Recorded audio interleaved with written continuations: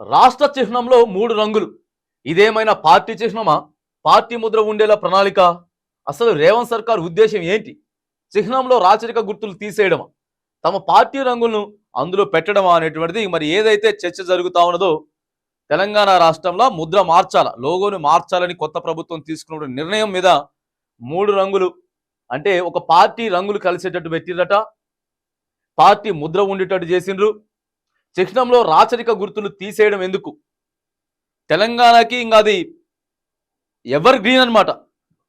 చార్మినార్ కానీ కళాతోరణం, కాకతీయ కళాతోరణం కానీ మరి ఎందుకు తీసేయాల్సి వస్తూ ఉన్నది అనేటటువంటి అంశం మీద వాళ్ళ పార్టీ గుర్తును కూడా అందులో చేర్చేటటువంటి అవకాశం ఉన్నదా, లేకపోతే మిగతా వేరే ఎక్కడదన్నా లోగో తీసి కూడా మరి ఏదో క్యాగ్ ఏదో ఉంది, క్యాగో క్యాడో సిఏడి నిన్న వచ్చింది, సిఏడి ఏదో వాళ్ళది కూడా సేమ్ ఇట్లనే ఉన్నది లోగో.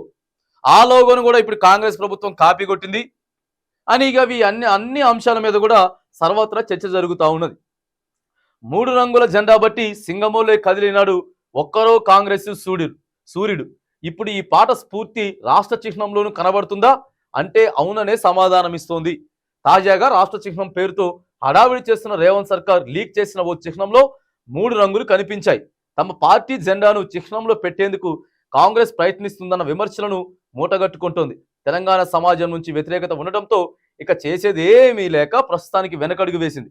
కానీ రేపేం చేస్తుందన్న ఆందోళనలు సగటు తెలంగాణ వాదులు గూడు కట్టుకుంటుంది. ఇక చూడండి, 3 రంగుల జెండా బట్టి అది ఉంది కదా పాట. ఇక ఆ పాటను పెట్టి సార్ ఇందులో కూడా 3 రంగులే పెడతా ఉన్నాడు. తెలంగాణ ఇచ్చింది మేమే, కాంగ్రెస్ పార్టీయే ఇచ్చింది కాబట్టి కాంగ్రెస్ పార్టీకి సంబంధించినటువంటి గుర్తులను కూడా ఉండాలని మరి అందులో కావాలని చెప్పేసి మొత్తం మార్చేస్తా ఉందరా అనేటటువంటి అంశం మీద ఎక్కువగా చర్చ జరుగుతూ ఉన్నది. సరే, ఏది ఏమైనా కానీ వాళ్ళతోటి ఎన్నికలలో పనిచేసినటువంటి వాళ్ళ మిత్రపక్ష పార్టీలు కూడా మరి ఇప్పుడు మనం ముద్ర జోలికి లోగో జోలికి పోకుంటుంటేనే మంచిది. అంత సున్నితమైనటువంటి అంశాలని ప్రజెంట్ మనం పక్కగా పెట్టడమే మంచిదని వాళ్ళు కూడా సలహాలు సూచనలు ఇచ్చింది కూడా మనం చూస్తూ ఉన్నాం. మరి వాళ్ళ పార్టీ గుర్తులు పెట్టాలి, తెలంగాణ మేమే ఇచ్చినామని చెప్పేసి చెప్పాలి అనుకుంటే, కానీ ఒకటి, కాంగ్రెస్ పార్టీ తెలంగాణ ఇవ్వలేదు. అప్పుడు ఆ సిచ్యువేషన్లో తప్పని పరిస్థితులలో అప్పుడు కేంద్ర ప్రభుత్వంలో కాంగ్రెస్ పార్టీ అధికారంలో ఉంది కాబట్టి ఊవెత్తిన ఉద్యమం అసలు ఘోరమైనటువంటి పరిస్థితి తారాస్థాయికి చేరింది. కొట్టుకునే కాడికొచ్చింది, నెట్టుకునే కాడికొచ్చింది. చనిపోతా ఉన్నారు, ఓ పక్క పిట్టల్లాగా ఎగిరిపోతా ఉన్నారు, జైలులోకి వెళ్ళిపోతా ఉన్నారు. మొత్తం 144 సెక్షన్ అంతా ఆగమాగం అయిపోతుంది తెలంగాణ. ఇగో అలాంటి సందర్భంలో తప్పకని పరిస్థితులలో అరే ఇప్పటికే 1200 మంది 1300 మంది చనిపోయినరు, ఇంకా ఎంతమంది బిడ్డలు చనిపోతారు అనేటువంటి ఒక ఉద్దేశంతో మరి ఈడ అధికారంలో అప్పుడు ఉన్నటువంటి కేంద్ర ప్రభుత్వం ఇచ్చిందే తప్పితే మరి కావాలని ఎవరైనా సరే ఇప్పుడు ఒక తీర్పాలి.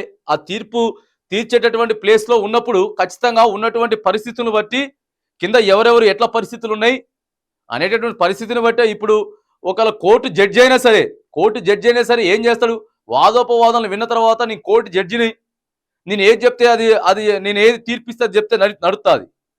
కింద మరి లాయర్లు ఎందుకు, దానికి సంబంధించిన స్టేట్మెంట్లు ఎందుకు, ఇవన్నీ ఉంటాయి. అవన్నీ విన్న తర్వాతే నువ్వేదో జడ్జి స్థానంలో కూర్చున్నావు కదా, నేనే ఉన్నప్పుడు ఆ కేసుకి నేనే తీర్పిచ్చినట్టు కుదురుతుంది. కింద ఏమున్నాయి, ఎట్లా ముచ్చట్లున్నాయి, దానికి ఆరోపణలు ఎట్లున్నాయి, దాని మీద నిజాలు ఎట్లున్నాయి, ఎవిడెన్స్ ఎట్లున్నాయి, ఇవన్నీ కూడా చూసుకొని జడ్జి తీర్పిస్తాడు, అంతే కదా.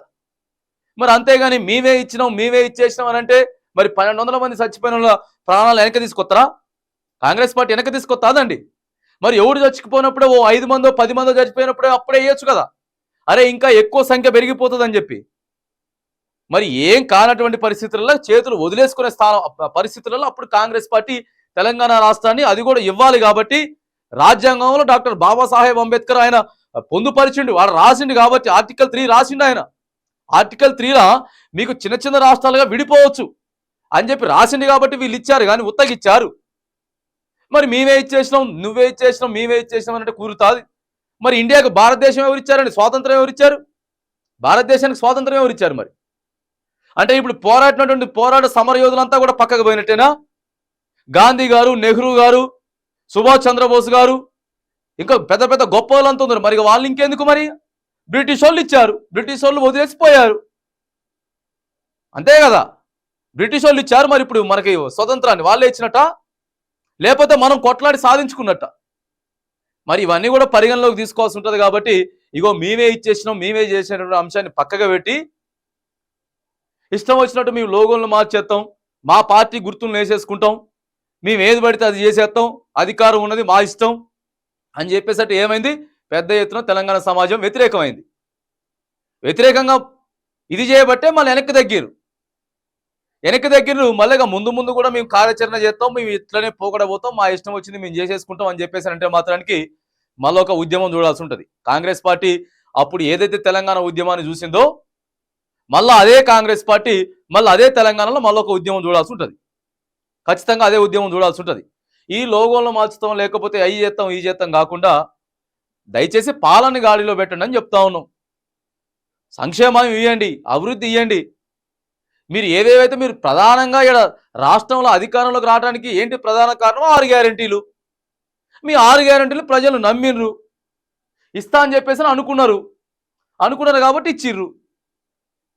మరి ఇవ్వాలి, వాటిని ఇచ్చే దిశగా పోవాలి. కానీ మీ ఇష్టం వచ్చినట్టు చేసుకుంటూ పోతే మాత్రానికి మళ్ళొక ఉద్యమం 100% చూడాల్సి వస్తుంది.